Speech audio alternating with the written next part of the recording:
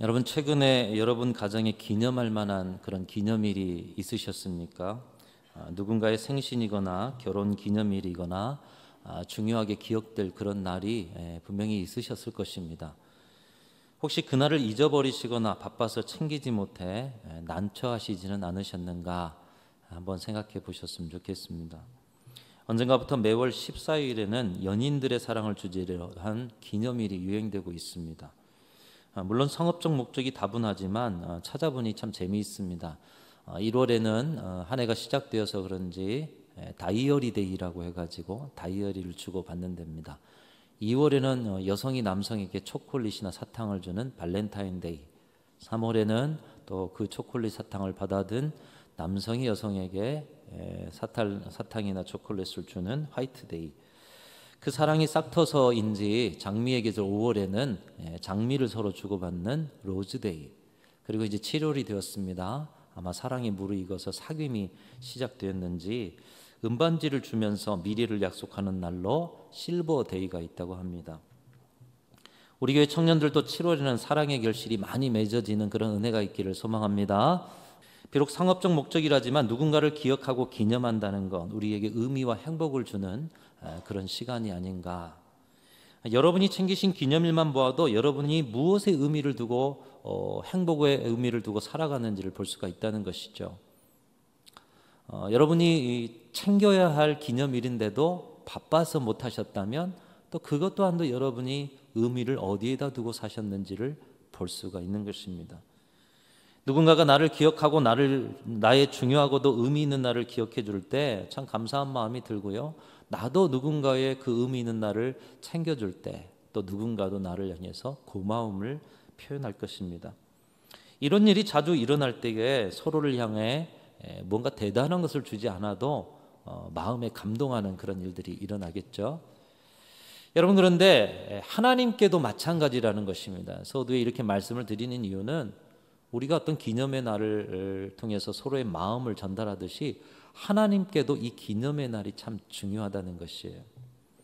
제가 볼 때 하나님은 기념일을 너무나도 좋아하시는 분이십니다. 구약 성경 보면 하나님이 직접 기념일을 제정하셔가지고 우리 사람들에게, 하나님의 백성들에게 이 기념일을 기념하라. 그래서 구약에는 그 이름으로 절기라는 이름이 많습니다.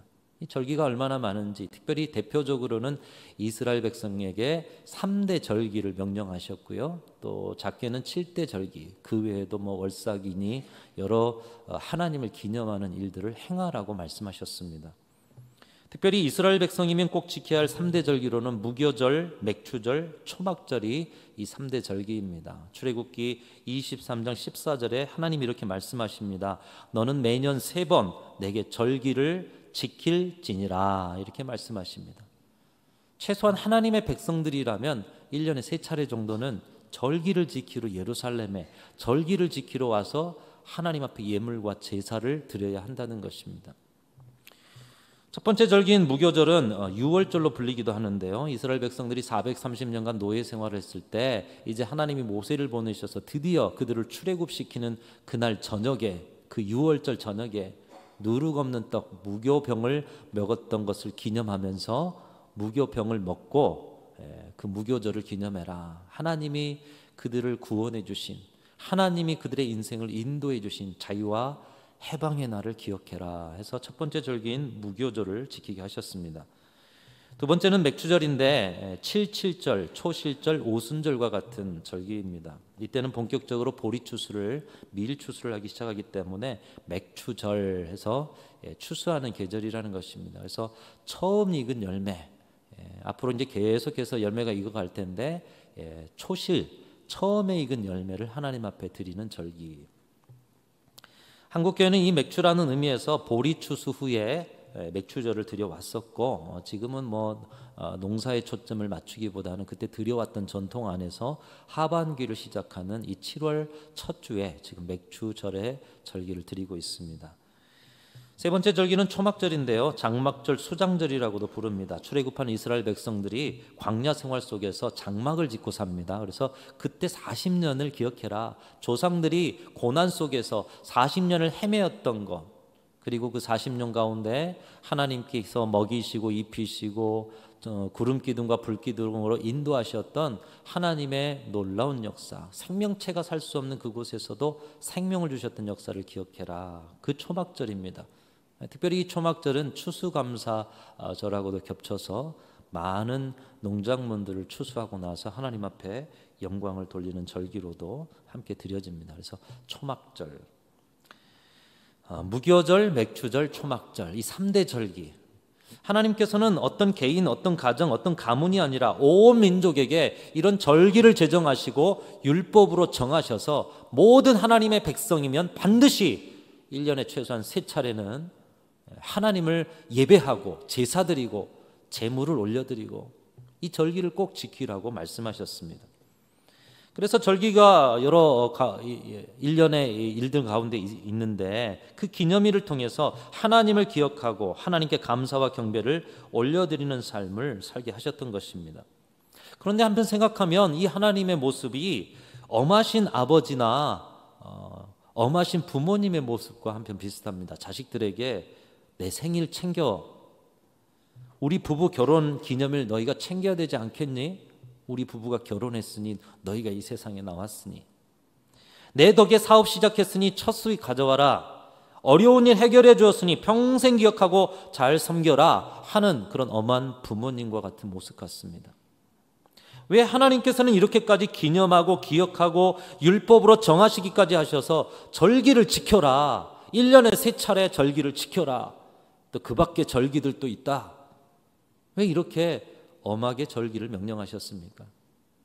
그것은 그들이 하나님을 하나님으로 인정하지 않았기 때문인 것이에요. 그들이 하나님을 존중히 여기지 않았고 멸시했고 그들이 하나님을 사랑하지 않고 버려진 부모처럼 대했기 때문입니다. 그러한 그들을 버려두어서 진노와 심판 가운데 둘 수 있었음에도 하나님이 이렇게까지 하시는 이유는 그렇게 살면 그들이 불행하기 때문에 절기라도 만들어서 억지로라도 이 절기를 지키다 보면 우리 하나님을 하나님으로 인정하고 철든 신앙으로 살아서 하나님이 주신 복을 누리며 사는 그 은혜가 하나님의 백성들에게 있지 않을까. 은혜와 복을 받고 살기 원하는 간절한 사랑의 마음에서 법이라도 율법으로라도 제정해서 살 길을 내신 것이 바로 이 절기인 것입니다. 그러나 그들은 절기를 지키면서도 하나님을 인정하지 않았습니다. 존중하지 않았습니다. 하나님을 사랑하지 않았습니다. 절기를 지키면서도 도무지 하나님께 마음을 주지 않았습니다. 꼭 불효자와 같습니다. 제가 아버지 생신 챙겨드렸죠? 그거면 됐잖아요. 때때로 용돈 보내드리잖아요. 아니 그것도 못하는 자녀들 많은데 그거면 되지 않았어요? 저 주일 예배 드렸고 꼬박꼬박 헌금도 드렸고, 여러분 불효자의 모습과 우리의 신앙의 모습이 어느 선에서 닮아있는 모습은 없습니까? 이스라엘 백성들은 절기를 지켰습니다. 꼬박꼬박 절기를 지켰어요. 그런데 그 안에 하나님을 향한 인정과 존중과 사랑이 없습니다. 그저 형식과 자기 사랑만 가득했어요. 결국 그런 세대는 심판을 받는데 하나님을 두려워하지 않는 패역한 세대, 그리고 그들을 가르치지 않는 지도자들에게는 심판이 임한다는 것을 성경은 우리에게 보여주는데 대표적인 세대가 엘리의 세대였어요. 엘리와 그의 가문을 향해서 하나님께서 엄한 심판의 말씀을 주십니다. 사무엘상 2장 30절 말씀인데요, 제가 읽습니다. 그러므로 이스라엘의 하나님 나 여호와가 말하노라, 내가 전에 내 집과 내 조상의 집이 내 앞에 영원히 행하리라 하였으나 이제 나 여호와가 말하노니 결단코 그렇게 하지 아니하리라. 한번 따라합니다. 나를 존중히 여기는 자를 내가 존중히 여기고 나를 멸시하는 자를 내가 경멸하리라. 이스라엘 백성들은 제사를 잘 드렸습니다. 제물도 때때마다 잘 드렸어요. 율법도 잘 지키려고 애를 썼어요. 그런데 그 중심에 마음이 없었습니다. 다시 말하면 신용은 있는데 마음은 없다. 껍데기는 있는데 알맹이는 없었다. 그들의 가슴은 구멍난 가슴이었다는 거예요. 하나님을 마음으로 품고 사랑하고 인정해드리지 못하는 구멍난 가슴, 그 가슴을 향해서 미가 선지자는 외쳤습니다. 여호와께서 천천의 순양이나 만만의 강물 같은 기름을 기뻐하실까? 내 허물을 위하여 내 맏아들을 내 영혼의 죄로 말미암아 내 몸에 열매를 드릴까? 사람아, 주께서 선한 것이 무엇임을 이미 보이셨나니 여호와께서 내게 구하시는 것은 오직 정의를 행하며 인자를 사랑하며 겸손하게 내 하나님과 함께 행하는 것이 아니냐. 이런 무슨 말입니까? 하나님이 원하시는 것은 하나님 되심을 인정하는 삶이 아니냐. 그 하나님을 두려운 가운데 하나님을 존중하고 경배하고 사랑하며 매 순간 두렵고 떨리는 마음으로 하나님과 함께 동행하는 삶을 사는 것을 하나님이 원하시는 것이 아니냐. 그런데 하나님이 무슨 천천의 순양 만만의 강수 같은 기름을 원하시는 것처럼 하나님을 많이 받아 누리려는 구두쇠처럼 자식에게 투자한 것에 본전을 뽑으시려 하는 이기적인 부모처럼 너희는 그렇게 하나님을 대하느냐.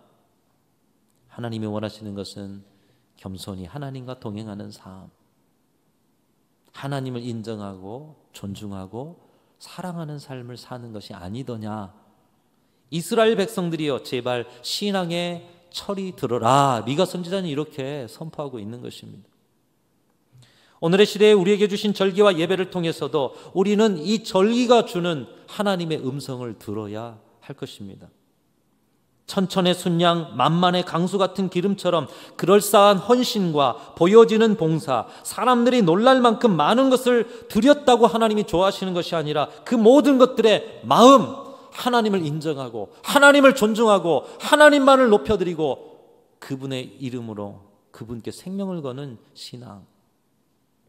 여러분, 하나님이 원하시는 것은, 저와 여러분에게도 원하시는 것은 바로 그것인 줄로 믿습니다. 사랑하는 성도 여러분, 저와 여러분의 신앙의 여정에 물론 하나님께 많이 드리면 좋죠. 또 그런 열심으로 사셔야죠. 중심이 중요한 겁니다. 하나님을 인정하는 삶이 있으시고 하나님을 존중해 드리시고 하나님만 사랑하는 저와 여러분의 신앙과 인생의 여정이 되시기를 주님의 이름으로 축원합니다. 이 절기를 보면 매 절기마다 하나님이 원하시는 실천이 있습니다. 각 절기마다 그 실천을 통해서 나를 경외하는 삶을 살고 나를 인정하고 존중하는 삶을 살아라. 이 맥주절에도 하나님이 우리에게 원하시는 실천이 있어요. 맥주절을 통해서 원하시는 하나님 인정과 하나님 존중, 하나님 사랑의 실천은 무엇입니까? 출애굽기 23장 16절에 맥주절의 의미를 전하고 있습니다. 제가 읽어보면 이렇습니다. 맥주절을 지키라. 이는 내가 수고하여 밭에 뿌린 것에 첫 열매를 거둠이니라. 이 맥주절에는 첫 열매와 관련되어 있다는 거예요. 출애굽기 34장 26절에 이렇게 말씀합니다. 내 토지 소산에 처음 익은 것을 가져다가 내 하나님 여호와의 전에 드릴지만. 맥주절에는 뭐 하는 절기냐? 처음 익은 것을 하나님 앞에 드리는 절기. 이제 앞으로 계속 익어갈 텐데 처음 익은 것을 하나님 앞에 드리는 절기. 민수기 28장 26절에도 말씀합니다. 77절, 맥주절의 다른 이름이죠. 77절, 처음 익은 열매를 드리는 날에. 그러니까 오늘 우리가 맥주 절기를 지내는데요, 이 맥주절에 여러분이 드리신 예물에 어떤 의미를 담아드려야 하느냐? 내 인생과 삶에 처음 익은 열매를 드립니다. 이 고백이 우리 예물 가운데, 오늘 예배 가운데 있는 것입니다. 에스겔 48장 14절은 이 첫 열매를 하나님의 것이라고 명확하게 말씀하고 있습니다. 우리 같이 한번 읽어보시면서 여러분의 인생과 삶 일터의 처음 것 하나님이 뭐라고 말씀하시는가? 우리 에스겔 48장 14절 읽습니다. 시작. 그들이 그 땅을 팔지도 못하며 바꾸지도 못하며 그 땅에 처음 익은 열매를 남에게 주지도 못하리니 이는 여호와께 거룩히 구별한 것임이라. 다시 말하면 첫 열매는 하나님께서 거룩히 구별한 하나님 것이라고 말씀하고 있는 거예요. 하나님 것이다. 그래서 첫 열매가 하나님의 것이기 때문에 이 맥주절에 드리는 예물, 맥주절에 드리는 헌신의 고백의 의미 안에는 첫 열매를 드리는 것은 내 것을 하나님께 드린 것이 아니라 하나님의 것을 하나님께 드린다는 의미가 있는 것이에요. 하나님의 것을 하나님께 드리면서 부담된다, 힘들어서 못 드린다 말할 수 없다라는 것입니다. 오늘 맥주절 절기를 통해서 하나님이 우리에게 원하시는 것은 이 처음 익은 열매를 드림으로 하나님 공경의 삶을 살기를 원하고 계십니다. 이스라엘의 3대 절기, 기둥 같은 절기의 의미 중에 하나가 처음 익은 열매는 하나님의 것이고 그것을 드리는 하나님 공경의 삶을 살아라. 첫 열매로 하나님 공경을 회복하라, 첫 열매의 헌신을 회복하라는 말씀이 바로 이 맥주절을 통해서 저와 여러분에게도 선포되고 있는 것입니다. 사랑하는 성도 여러분, 맥주절을 통해서 주신 하나님의 말씀에 순종함으로 하나님 경외의 삶을 사는 여러분에게 예비하신 복으로 여러분의 인생을 채우시는 그런 은혜를 누리시기를 간절히 소망합니다. 여러분의 삶이 처음 익은 열매 드리는 삶으로 다음 열매까지도 받아 누리시는 충만한 삶이 되시기를 간절히 소망합니다. 자, 그런 자들에게 주시는 은총, 이 처음 익은 열매를 드리는 헌신자들에게, 처음 익은 열매를 드리는 그런 사람들에게 주시는 은총이 무엇인가? 오늘 본문 잠언 3장 9절 10절 말씀을 통해서 가르쳐주고 있습니다. 오늘 본문 잠언 3장 9절 10절, 저와 여러분이 받아 누릴 은혜임을 기억하면서 우리 함께 같이 읽겠습니다. 시작. 내 재물과 내 소산물의 처음 익은 열매로 여호와를 공경하라. 그리하면 내 창고가 가득히 차고 내 포도즙 틀에 새 포도즙이 넘치리라. 첫 열매 드리는 것이 여호와를 공경하는 것이다, 이렇게 말씀하고 있어요. 맥주절에 특별히 하나님이 첫 열매 드리라고 하는데 첫 열매 드리는 것이 여호와를 경외하는 것이다. 그리고 여호와를 공경하는 자에게 처음처럼 또다시 열매가 맺혀 새 포도즙이 넘쳐나는, 창고에 넘쳐나는 은혜를 주시겠다는 것이에요. 그렇기 때문에 잠언 오늘 본문의 말씀은 처음 열매를 자기 것처럼 삼는 어리석은 자가 되지 말고 처음 열매를, 하나님의 것을 하나님께 올려드리는 지혜로운 삶을 살아라, 이렇게 말씀하고 있는 것입니다. 이 첫 열매의 헌신과 하나님 공경으로 복받은 사람의 대표적인 사람이 믿음의 조상 아브라함입니다. 아브라함은 하나님이 사랑할 조건들을 많이 가졌던 사람입니다. 어느 날 하나님께서 아브라함에게 명령하시죠. 독자 아들 이삭을 제물로 바쳐라. 내가 명한 그 산에 가서 제물로 바쳐라. 여러분, 아들 이삭을 언제 얻었어요? 100세에 얻었지 않습니까? 하나님이 부르신 75세의 부름 받아서 그때 하나님이 은혜를 주신 것도 아니고 20년 넘게 기다리다가 하나님이 아들을 주셨어요. 하나밖에 없는 아들, 이제 뭐 그 후에 또 아들을 낳겠습니까? 100세인데.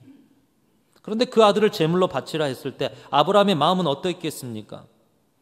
물론 하나님이 주셨지만 아브라함의 아들 아닙니까? 아마 보통 같으면 하나님이 그런 명령했어도 기도할 것입니다. 하나님, 다른 것은 다 해도 이것은 안 되지 않습니까? 제가 어떻게 또 아들을 낳겠어요? 다른 것은 다 할 수 있어도 이것만은 좀 철회해 주십시오. 그런데 아브라함은 그것을 순종합니다. 제단을 쌓기 위해 명령하신 그 산으로 아들 이삭과 함께 갑니다. 영문도 모른 채 아버지를 따라서 제사를 드리러 간다기에 따라 나섰는데 가다 보니 이상한 거예요. 장작은 있고 뭐 제사의 준비는 됐는데 제물이 없는 거예요. 그래서 아버지, 장작은 있고 그런데 왜 제물이 없어요? 아, 하나님께서 준비하실 것이야. 하루 이틀 사흘길을 가고 드디어 제단에 가까워졌을 때 이제 아이들을 죽여야 하는 아브라함의 마음은 어떻겠습니까? 드디어 도착해서 제단을 쌓고 제사드릴 준비를 다 했습니다. 그리고는 아들을 제단 위에 눕히는데 아들 이삭도 무슨 뜻인지 알았는지 순종하죠. 이 도살장에 끌려가는 어린 양과 같이 예수 그리스도의 모습이 이삭에게 비춰지는 것입니다. 그 아들을 죽여 제물로 드리려고 칼로 내리치려는 순간 하나님께서 그의 손을 멈추게 하시고 그에게 말씀을 주시죠. 창세기 22장 12절 말씀입니다. 이렇게 말씀합니다. 사자가 이르되 그 아이에게 내 손을 대지 말라. 그에게 아무 일도 하지 말라. 내가 내 아들 독자까지도 내게 아끼지 아니하였으니 내가 이제야 네가 하나님 경외하는 줄을 아노라. 여러분, 아브라함이 언제 부름을 받았어요? 75세에서. 그리고 20여 년 이상을 하나님 섬기고 아들을 얻었어요. 근데 아들이 조금 자랐는데 거의 30여 년 동안 하나님 잘 섬겼는데 오늘 뭐라고 해요? 내가 이제야 네가 하나님 경외하는 줄을 알겠다. 그동안에는 경외하지 않았습니까? 그동안에는 믿음 생활하지 않았습니까? 근데 왜 이 30여 년이 지난 지금 이 아들 이삭을 죽이는 자리에서 이 말씀을 하시냐는 거예요. 하나님께서 하나님을 경외하는 것을 어느 곳에서 보셨는가? 첫 열매를 대하는 태도를 보고 하나님 경외를 판단하셨다라는 것입니다. 이삭을 죽으면 그에게는 아들이 없습니다. 이것 바치면 뭐가 있는데요? 이것 드리고 나면 그 다음이 있습니까, 하나님? 이삭을 드리고 나면 아니 무별과 같이 그런 은혜를 주신다는데 다음이 어디 있어요, 하나님? 그러나 그것을 드리기까지 하나님을 인정하는 결단과 몸부림, 그 헌신을 하나님께서는 하나님 경외하는 마음으로 받으셨다라는 것이에요. 처음을 드려버림을 통해서 그 다음은 하나님이 주실 것이라는 믿음, 여기까지 하나님이 우리에게 믿음을 요구하시는 거예요. 바로 그런 사람을 경외하는 자라 말씀하시면서 첫 열매만 아니라 다음에 모든 열매를 주시겠다 약속하고 있습니다. 창세기 22장 16절부터 18절, 저와 여러분, 오늘 맥주절의 결단을 가지고 살아갈 저와 여러분에게 주시는 복이다 생각하면서 우리 함께 또 읽어보겠습니다. 시작. 이르시되 여호와께서 이르시기를 내가 나를 가리켜 맹세하노니 내가 이같이 행하여 내 아들 독자도 아끼지 아니하였은즉 내가 내게 큰 복을 주고 내 씨가 크게 번성하여 하늘의 별과 같고 바닷가의 모래와 같게 하리니 내 씨가 그 대적의 성문을 차지하리라. 또 내 씨로 말미암아 천하 만민이 복을 받으리니 이는 내가 나의 말을 준행하였음이니라 하셨다 하니라. 이 은혜를 첫 열매의 헌신을 드려 하나님 경외하는 저와 여러분에게 주시는 은혜인 줄로 믿습니다. 첫 열매 드려버리면 아무것도 없는데요, 어떡해요? 이삭을 들어버리면 하나님 다음이 없잖아요. 아니요, 첫 열매를 드리니 네가 나를 경외하는구나. 다음에 네가 셀 수 없는 무별과 같은 자손을 내게 주겠다. 다음 열매도 주시겠다는 거예요. 여러분, 처음에 드림이 없으면 다음도 없는 것입니다. 하나님께서 그러시잖아요. 처음을 하나님께 드리는 자. 근데 처음을 드리지 않아요. 다음도 없어요. 맥주절이 없으면 추수감사주일도 없는 것입니다. 한국교회 다음 세대의 문제도 이 첫 열매의 헌신의 자리를 회복할 때 오늘 아브라함에게 주시겠다고 하셨던 이 이삭 후에 물별과 같은 다음 세대, 우리 한국교회 안에도 주실 줄로 믿습니다. 여러분 믿으시기 바라요. 왜 한국교회가 다음 세대 고민을 합니까? 그것은 다음 세대 프로그램이나 다음 세대의 어떤 문제가 아니라 오늘 우리의 신앙 고백이 과연 이 아브라함처럼 이삭을 드리는 첫 열매를 드리는 이 맥주절의 신앙 고백으로 나아가고 있는가? 주님이 묻고 계시다는 거예요.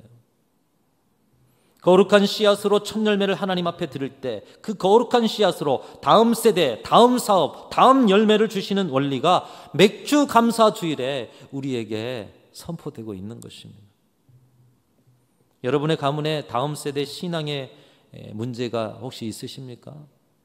여러분의 사업장에 그 다음을 생각하면서 고민하는 자리가 있으십니까? 이 첫 열매를 점검해 보십시오. 첫 열매를 회복하셔야 한다는 거예요. 처음 열매를 씨앗으로 드리십시오. 그리할 때 맥주 감사가 추수 감사로 이루어지게 됨을 우리 주님이 말씀하고 계시는 거예요. 공교롭게도 예수님이 부활하신 날이 이 초실절 맥주절입니다.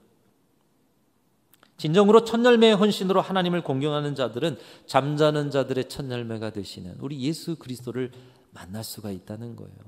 저와 여러분은 예수님을 만나고 그 잠자는 자들의 첫 열매가 되신 그 부활의 예수님으로 인하여서 우리도 이 땅에서 첫 열매로 끝나는 자들이 아니라 그 영생의 나라 다음 생애를 받은 자들이 된 줄로 믿습니다. 여러분의 가정과 인생 2023년의 첫 열매는 무엇입니까? 오늘 이 말씀 속에서 여러분이 결단하며 드려야 할 그 첫 열매는 무엇입니까? 오늘 말씀을 그냥 지나버리지 마시고 첫 열매 헌신을 드릴 때 네가 나를 이제 경외하며 사는 사람이구나. 내가 그것을 알았다. 주님의 이 고백을 통해서, 사랑의 고백을 통해서 주시는 다음의 열매를 누리신 우리 순천중앙교회와 모든 성도들이 다 되시기를 주님의 이름으로 축원합니다.